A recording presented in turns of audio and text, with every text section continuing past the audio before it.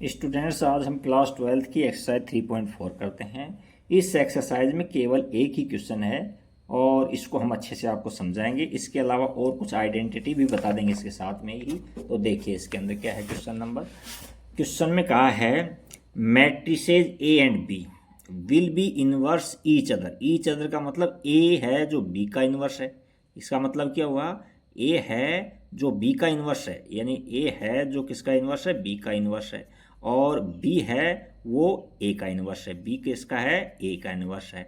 वो किस कंडीशन में होनी चाहिए, तो इसके लिए ये है कि ए को बी से मल्टीप्लाई करें और बी को ए से मल्टीप्लाई करें तो आई मैट्रिक्स में आ जाती है, यानी आइडेंटिटी मैट्रिक्स आ जाती है। तो वो क्या होते हैं, ये एक बी का इनवर्स होता है और बी ए का इनवर्स होता है। देखो इसको इस तरह से लिख सकते हैं, यानी बी है ना, बी एक का इनवर्स है, इनवर्स। तो या इसको ऐसे लिख सकते हैं कि ए इनवर्स। हमने कई क्वेश्चन सोल्व किया था, ए को ए इनवर्स से मल्टीप्लाई करते हैं तो आई आता है। इसी प्रकार से बी और ए है जो बी का इनवर्स है, ए का इनवर्स बी का इनवर्स है जो ए है, तो इसकी जगह हम क्या लिख सकते हैं, बी इनवर्स लिख सकते हैं, बी इनवर्स। तो हमने ये क्वेश्चन सोल्व किया था कि बी को बी के इनवर्स से मल्टीप्लाई करते हैं तो आई आता है।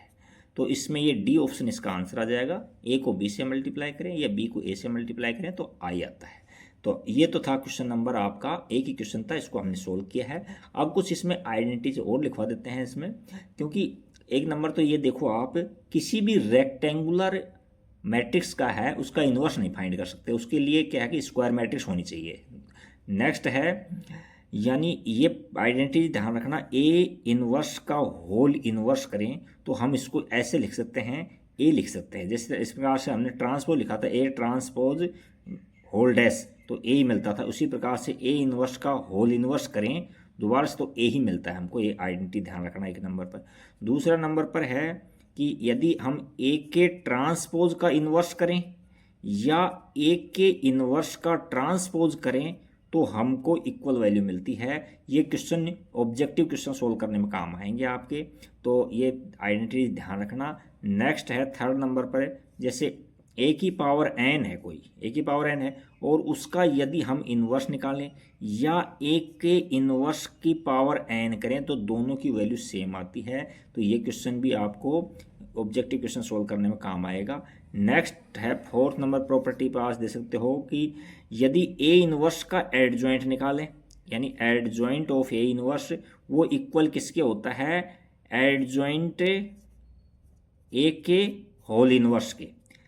एडजॉइंट ए का इनवर्स निकाले या ए इनवर्स का एडजॉइंट निकाले, दोनों इक्वल होते हैं। बहुत इंपॉर्टेंट प्रॉपर्टी है, ध्यान रखना।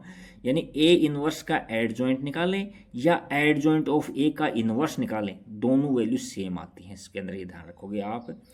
और इसके अंदर ये भी देखना आप कि यानी ए बी का इनवर्स निकालते हैं हम तो ये b का इन्वर्स इनटू में a के इन्वर्स के मल्टीप्लाई के बराबर होता है। तो ये क्वेश्चन भी मैंने एक्स्ट्रा में आपको करवा दिए हैं, ये काफ़ी काम आएंगे।